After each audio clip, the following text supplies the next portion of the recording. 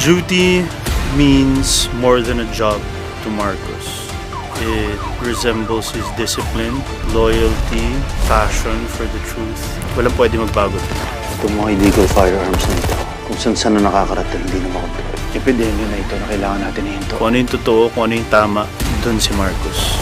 Sabihin mo sa akin sino nagbigay ng order. Matitesting ang prinsipyo ni Marcos, pero kung ano yung kailangan niyang gawin para sa katotohanan, gagawin niya. Pinasok ko ang trabaho ito para protektahan ang mga tao. Hindi ko yung nagawa. Kapag mali ang sistema, susunod at mananahimik ka na lang ba?